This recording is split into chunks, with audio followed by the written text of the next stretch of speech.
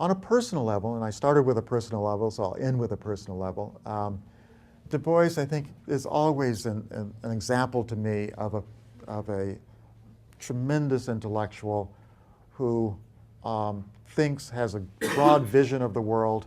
By the end of the 1930s, that vision was truly international, global. He helps form the Congress Committee on African Affairs, and he begins to agitate for the liberation of the colonies of Africa and Asia. He, I think, is a pioneer, along with Paul Robeson, in terms of broadening the perspective of Black Americans to see the relationship between the African American struggle and the struggles around the world. But at the same time, he has this broad vision, and perhaps because he has it, because his concern is for the liberation of people around the world, sometimes there were blind spots in terms of his own personal life. Now, I mentioned that with respect to the marriage of his daughter, but this is from his autobiography, one of his autobiographies. I said there's more than one. And this is a reflection by Du Bois, and I'll end with this because I think that it's both poignant, honest, painful, but he's trying to come to terms with why it is that he can care so much about the world's problems, but yet on a personal level, he doesn't seem to make friends easily. People consider him aloof. He has difficulty dealing with issues of gender and sexuality, as you saw with his daughter. And he said, on one aspect of my life, I look back upon with mixed feelings, and that is on matters of friendship and sex. I couple them designedly because I think they belong together. I have always had more friends among women than among men. This began with the close companionship I had with my mother.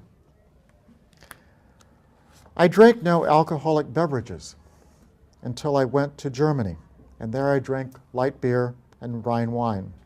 Most of the American men I knew drank whiskey and frequented saloons which from my boyhood were out of bounds. Indeed, the chief blame which I lay on my New England schooling was my inexcusable ignorance of sex, which I had when I went south to Fisk at 17. I was precipitated into a region with loose sex morals among black and white, while I actually did not know the physical difference between men and women.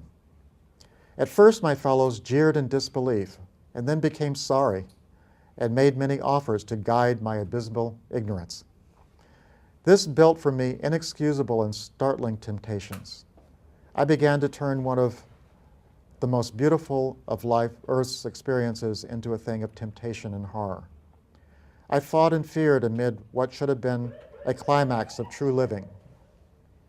I avoided women about whom anyone gossiped, and as I tried to solve the contradiction of virginity and motherhood, I was inevitably faced with the other contradiction of prostitution and adultery.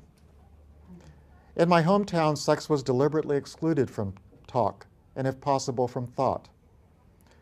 In public schools, there were no sexual indulgences of which I ever heard.